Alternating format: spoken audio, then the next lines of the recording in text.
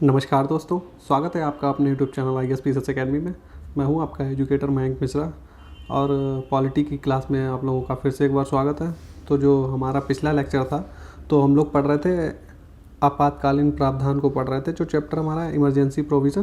तो उसका जो छूटा हुआ भाग देखिए, मैंने आपको पार्ट 1 आपको पिछले लेक्चर में करा दिया है, तो ये उसी सीरीज़ का पार्ट 2 है। मतलब कि जो हमारा चैप्टर छूट गया था तो उस जो है पार्ट 2 के माध्यम से आज मैं आपको कवर करवाऊंगा। तो पार्ट 1 में हम लोगों ने देख लिया था कि देखिए, जो आपातकाल होते हैं वो 3 तरीके के होते हैं: राष्ट्रीय आपातकाल और राष्ट्रपति शासन, और होता है वित्तीय आपातकाल। तो राष्ट्रीय आपातकाल मैंने आपको पिछले लेक्चर में पढ़ा दिया, तो आज हम लोग जो है राष्ट्रपति शासन के बारे में चर्चा करेंगे। तो चलिए शुरू करते हैं।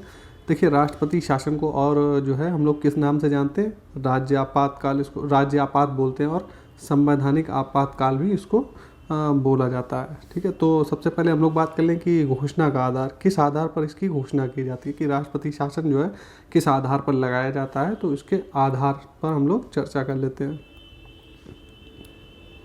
देखिए, आधार की बात करें तो पहला आधार क्या है? देखिए, अनुच्छेद 356। देखिए, राष्ट्रपति जो शासन है तो वो किस आर्टिकल में लिखा गया है? तो आर्टिकल 356 में लिखा है राष्ट्रपति शासन के बारे में। तो आर्टिकल 356 क्या कहता है कि राष्ट्रपति द्वारा राज्य सरकार, तो मतलब लगाया किसके द्वारा जाता है? राष्ट्रपति के द्वारा। और जो है किस वजह से? राज्य सरकार जो है संविधान के प्रावधानों के अनुरूप अगर नहीं चल रही है, इस स्थिति में लगाया जाता है। तो क्या, राष्ट्रपति राज्य के राज्यपाल की रिपोर्ट, देखिए राज्यपाल जो होता है वो जो है अगर रिपोर्ट कर दे राष्ट्रपति को कि जो राज्य का शासन है वो जो है संविधान के प्रावधानों के अनुरूप नहीं चल रहा है। एक तो राज्यपाल के रिपोर्ट के आधार पर भी राष्ट्रपति लगा सकता है, या दूसरे ढंग से भी लगा सकता है। राज्यपाल अगर रिपोर्ट ना भी दे, अपना विवरण ना भी दे, तो भी वो प्रतिक्रिया करके राष्ट्रपति जो है राज्य में राष्ट्रपति शासन लगा सकता है। अच्छा, दूसरा हम लोग आधार देख लेते हैं। दूसरा क्या है कि अनुच्छेद 365। आप साथ ही साथ आर्टिकल भी याद रखिए, किस आर्टिकल में क्या लिखा है। जो इंपॉर्टेंट होते हैं आपके एग्जाम पॉइंट ऑफ व्यू से, तो वही आर्टिकल मैं यहाँ पे नोट करवाता हूँ। तो आर्टिकल 365 में क्या लिखा है कि इसके अनुसार कोई भी राज्य अगर केंद्र द्वारा दिए गए निर्देशों का पालन करने या उसे प्रभावी करने में असफल रहेगा, तो इस आधार पर राष्ट्रपति जो है वो राज्य में राष्ट्रपति शासन की घोषणा कर देगा। कि अगर कोई, मान लीजिए कि कोई कानून अगर सेंटर ने बनाया है, कोई विधेयक की वजह से कोई कानून बनाया है, संसद के द्वारा अगर कोई कानून बना दिया गया है और कोई राज्य अगर उसको इम्प्लीमेंट करने से मना कर देगा, तो उस आधार पर जो है राज्य में राष्ट्रपति शासन लगा दिया जाएगा।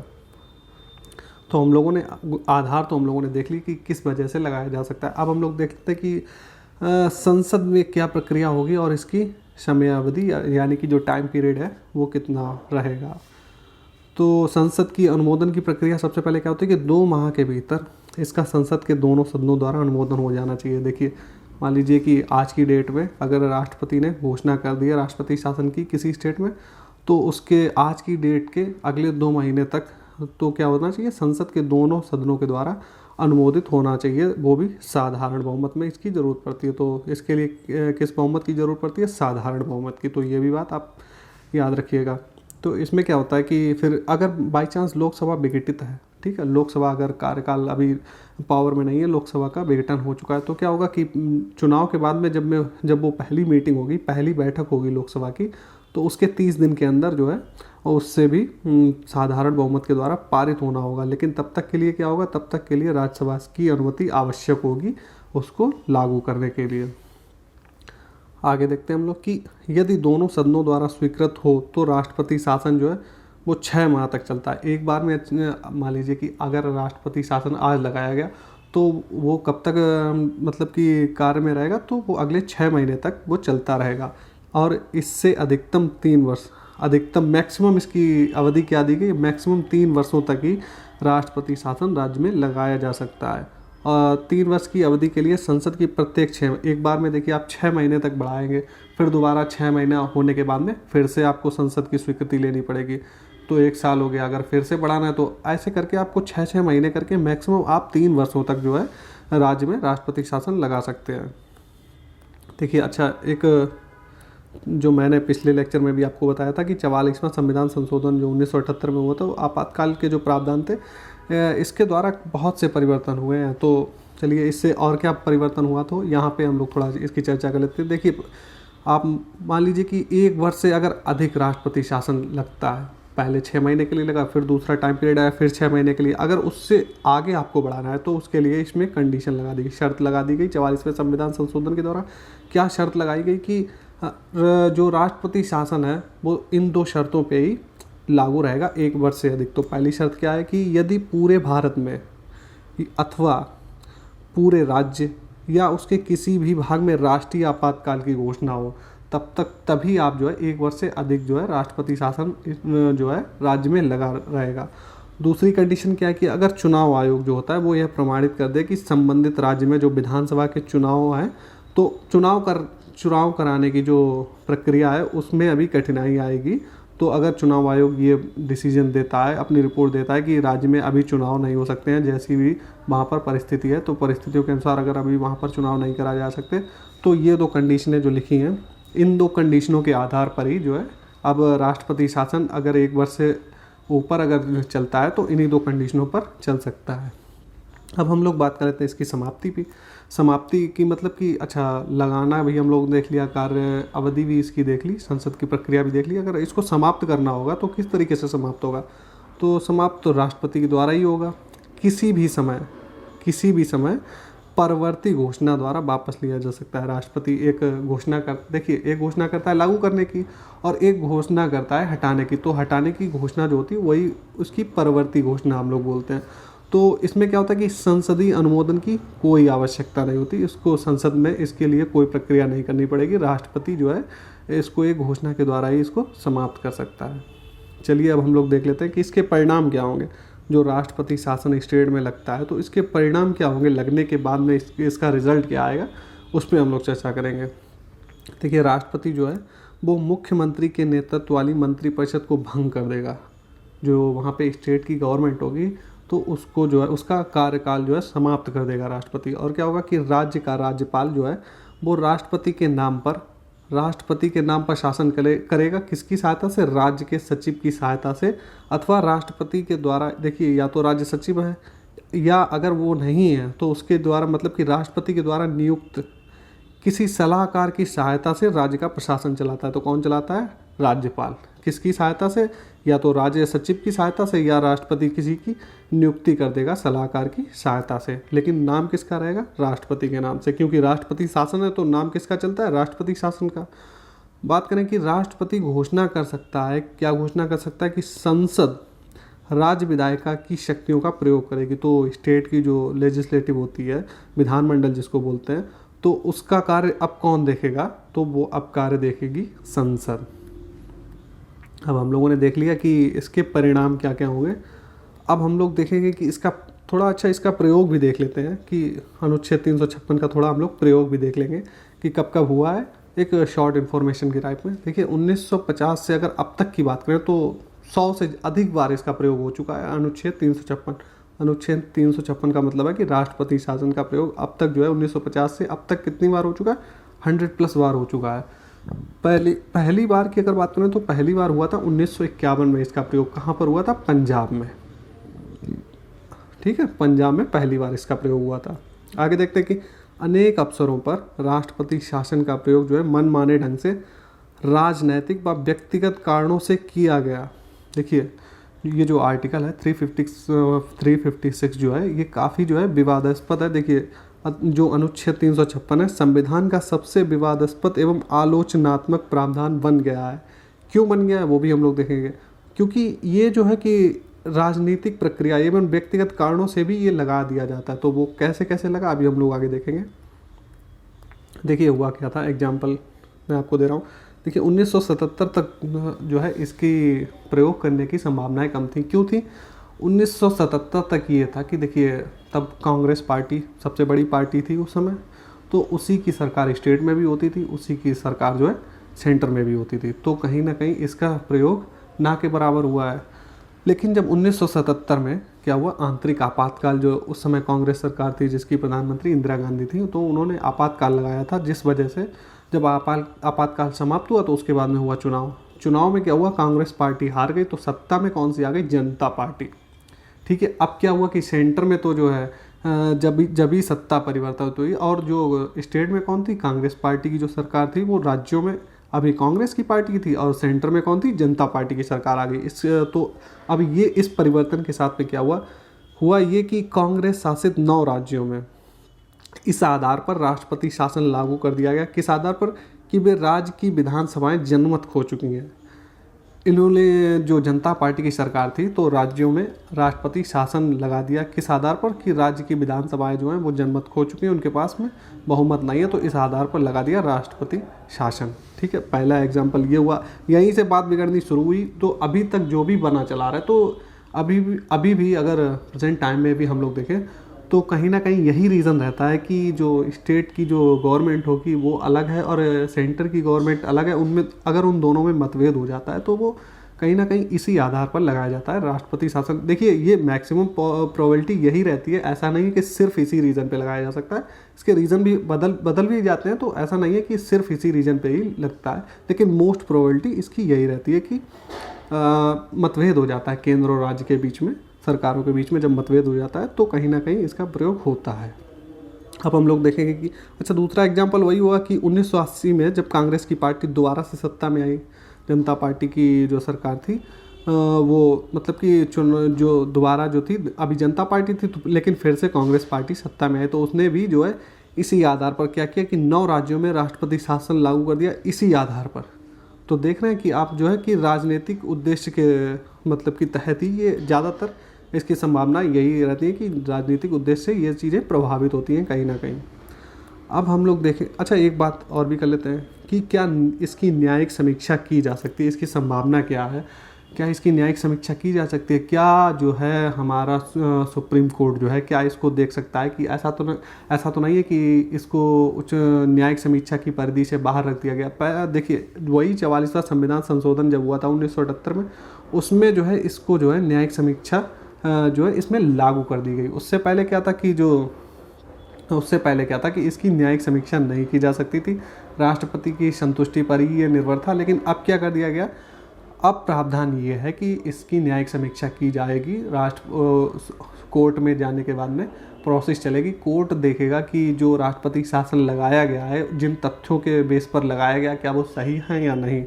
अगर वो गलत हैं तो राष्ट्रपति शासन सुप्रीम कोर्ट के आदेश से समाप्त भी किया जा सकता है। ठीक है, तो आप लोगों ने जो है राष्ट्रपति शासन के बारे में जितनी भी चर्चा थी, वो जितने भी पॉइंट महत्वपूर्ण थे तो हम लोगों ने देख लिए। अब हम लोग पढ़ेंगे वित्तीय आपातकाल के बारे में। तो वित्तीय आपातकाल के बारे में चलिए अब हम लोग देखते हैं। बात अगर वित्तीय आपातकाल की करें तो इसका प्रावधान कहाँ पर है, अनुच्छेद 360 में। ठीक है, देखिए ये वित्तीय आपातकाल अभी तक एक बार भी जो है नहीं लगाया गया है। लगाता कौन, राष्ट्रपति के द्वारा अभी तक आज तक जो है इसको कभी भी इम्प्लीमेंट नहीं किया गया है। अब हम लोग देखेंगे कि इसकी उद्घोषणा का आधार क्या होता है, किस बेसिस पे जो है वित्तीय आपातकाल लगाया जाता है। तो अनुच्छेद 360 हम लोगों ने चर्चा कर ली। तो राष्ट्रपति यदि संतुष्ट हो कि ऐसी स्थिति उत्पन्न हो गई हो, राष्ट्रपति को अगर ऐसा लगता है कि ऐसी स्थिति उत्पन्न हो गई है कि जिसमें भारत अथवा उसके किसी क्षेत्र की वित्तीय स्थिति अथवा प्रत्येक खतरे में हो। ठीक है, अगर राष्ट्रपति को ऐसी संभावना उसको लगती है कि जो हमारे देश की या उसके किसी क्षेत्र की वित्तीय स्थिति खतरे में है, तो वो क्या करेगा, वित्तीय आपातकाल लागू कर सकता है। न्यायिक समीक्षा की भी हम लोग यहीं पे चर्चा कर लेंगे। तो 44वें संविधान संशोधन के द्वारा इसकी भी न्यायिक समीक्षा की जा सकती है। हालांकि 44वें संविधान संशोधन से पहले जो है ये प्रावधान न्यायिक समीक्षा का नहीं था इसमें। वही संसदीय अनुमोदन, अब हम लोग देखेंगे कि इसकी संसद में प्रक्रिया क्या रहेगी, इसका टाइम पीरियड कब तक इसको लागू रह सकता है, ये भी हम लोग देखेंगे। देखिए, संसद की प्रक्रिया देखेंगे तो उसमें क्या होता है कि घोषित तिथि, राष्ट्रपति ने मान लीजिए आज घोषित किया, उसके 2 माह के अंदर जो है संसद की स्वीकृति अनिवार्य है। स्वीकृति वही कि दोनों सदनों में चर्चा होगी, उसके बाद में वोटिंग होगी, तो साधारण बहुमत के द्वारा इसको पारित होना आवश्यक है। आगे देखते हैं कि इसे जारी रखने के लिए संसद की पुनः मंजूरी की आवश्यकता नहीं है। तो ऊपर हम लोगों ने देखा कि राष्ट्रीय आपातकाल या राष्ट्रपति शासन, उसमें क्या होता है कि एक टाइम पीरियड दे दिया गया था कि आप 6-6 महीने के बाद में आपको फिर से संसद की अनुमोदन आपको चाहिए होगा, लेकिन वित्तीय आपातकाल में ऐसा नहीं होता। संसद की पुनः मंजूरी की आवश्यकता इसमें नहीं होती है। इसकी अधिकतम समय सीमा भी निर्धारित नहीं है, इसकी मतलब कि मैक्सिमम अनिश्चित काल तक के लिए भी लगाया जा सकता है। ठीक है, आगे देखते हैं कि राष्ट्रपति द्वारा किसी भी समय एक अनुवर्ती घोषणा, वही है कि एक लगाने के लिए घोषणा की जाती है, एक हटाने के लिए, तो हटाने वाली वही घोषणा के द्वारा वित्तीय आपातकाल की घोषणा जो है वापस ली जा सकती है। और इसमें क्या होता है कि संसद की मंजूरी की आवश्यकता नहीं होती है, राष्ट्रपति स्वयं ही इसको हटा सकता है, इसके लिए संसद की प्रक्रिया नहीं होती है। तो हम लोगों ने हटाने के भी प्रावधान देख लिए, संसद की क्या प्रक्रिया होगी वो भी, और इसका टाइम पीरियड भी हम लोगों ने देख लिया।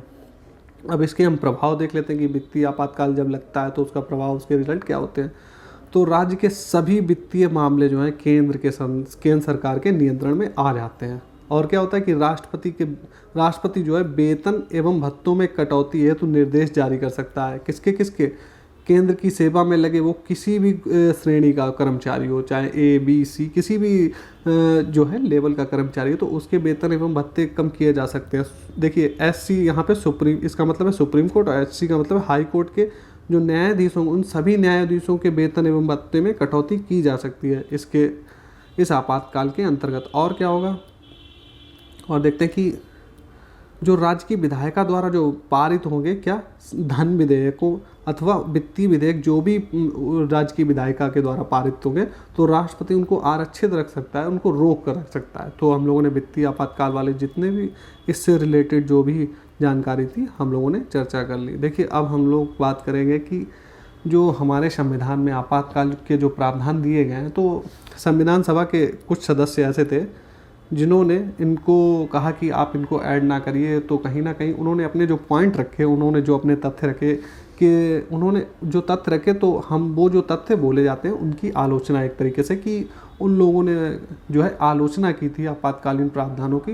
देखिए ये जो टॉपिक है आपके मेंस में जो है काम आएगा, इसमें जो पॉइंट लिखे हैं आप इनको मेंस में जो है मेंस एग्जाम जो होगा आपका डिस्क्रिप्टिव, उसमें आप इसको मेंशन कर सकते हैं, क्योंकि क्वेश्चन मोस्ट प्रॉब्ली यहीं से ही आपका मिला जुला के रखा जाएगा। तो ये पॉइंट आपको बहुत ही इंपॉर्टेंट है मेंस के लिए, तो आप एक एक करके इनको पॉइंट को लिख लीजिए।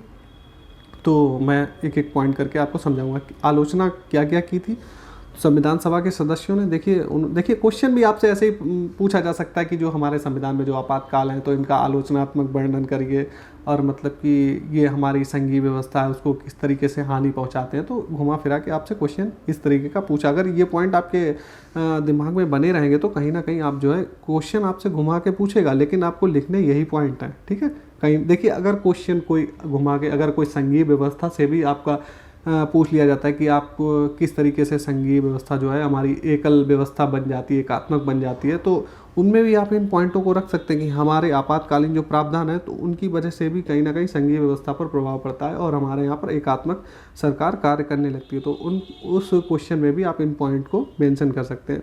देखिए प्रावधानों की आलोचना हुई है तो कौन कौन से पॉइंटों पे चलिए चर्चा करते हैं कि देखिए संविधान का संघीय प्रभाव नष्ट होगा, इससे जाहिर सी बात है नष्ट होगा। क्यों होगा? क्योंकि केंद्र जो है सर्वशक्तिमान हो जाता है। दूसरा, राज्यों की जो शक्ति होगी पूरी तरह से केंद्र के प्रबंधन में आ जाएगी, तो इससे कहीं ना कहीं संघीय प्रभाव तो नष्ट हो ही रहा है। और क्या, राष्ट्रपति ही तानाशाह बन जाएगा जो है आपातकाल के प्रावधानों के द्वारा। राज्यों की वित्तीय स्वायत्तता निरर्थक हो जाएगी, उनकी जो वित्त को लेकर जो स्वायत्तता है तो उनकी कहीं ना कहीं निरर्थक हो ही जाती है, क्योंकि सारे वित्तीय मामले कहाँ आ जाते हैं? राष्ट्रपति के अंडर में। बात करें कि मूल अधिकार अर्थहीन हो जाएंगे। इनसे क्या होता है? आपातकालीन के प्रावधानों से हमने पिछले लेक्चर में चर्चा की थी कि जो हमारे मूल अधिकार हैं उनसे क्या क्या कौन सा मूल अधिकार जा सकता है, कौन से मूल अधिकार बने रहते हैं। तो जो मूल अधिकार हमको मिले हैं संविधान के द्वारा तो वो कहीं ना कहीं निरस्त हो जाते हैं, उनका कोई मतलब नहीं रह जाता है अगर आपातकाल लगा है। और परिणाम स्वरूप जो संविधान की प्रजातांत्रिक आधारशिला है वो भी कहीं ना कहीं उस पर खतरा आ जाता है या नष्ट हो जाएगी। तो हम लोगों ने जो इसकी आलोचना की गई है जिन जिन पॉइंटों पे, तो हम लोगों ने एक एक करके वो पॉइंट भी देख लिए। तो जो हमारा आपातकाल का जो चैप्टर है तो उसमें जितनी भी जानकारी थी आपके एग्ज़ाम पॉइंट ऑफ व्यू से और अन्य भी जानकारी जितनी मुझे लगी कि आप लोगों के लिए हेल्पफुल रहेगी तो मैंने इस वीडियो के माध्यम से आपको दी। तो जिन लोगों ने भी देखिए इससे पहले वीडियो नहीं देखा, इसका पहला वाला पार्ट नहीं देखा है आपातकाल का, तो मैं आपसे कहूँगा कि आप उसको भी देखिए और उसके बाद में भी उसके बाद में ये अगर आप मेरी बात सुने तो इसका मतलब है कि आप लोगों ने ये वीडियो तो देख ही लिया। तो अगर आपने अभी तक वो पहला वीडियो नहीं देखा तो आप वो वीडियो भी देखिए, जिससे कि आपके लिए ये हेल्पफुल रहेगा। आपका पूरा जो टॉपिक है आपातकाल से संबंधित आपका क्लियर हो जाएगा। तो उम्मीद है कि ये वीडियो आप लोगों के लिए हेल्पफुल रहा होगा। अगर हेल्पफुल रहा है किसी भी तरह से तो आप वीडियो को लाइक करिए और वीडियो में कमेंट करिए कि आपको वीडियो कैसा लग रहा है, कोई प्रॉब्लम आ रही है, कोई क्वेश्चन, कोई चीज़, आप किसी नोट्स में अगर आपको कुछ डाउट लग रहा है तो आप कमेंट बॉक्स में लिखिए। अगर कुछ डाउट है आपका तो आप पूछ सकते हैं कमेंट करके, तो मैं पूरी कोशिश करूंगा आपके कमेंट का जवाब देने की। अगर आपका कोई भी डाउट है तो उसको भी अगर मैं नहीं जवाब तुरंत दे पाऊँगा तो मैं थोड़ा सा रुक के दे दूँगा आपका जवाब जो है कमेंट में। मैं आपके क्वेश्चन का जवाब ज़रूर दूँगा। तो चलिए फिर मिलते हैं अगले वीडियो में।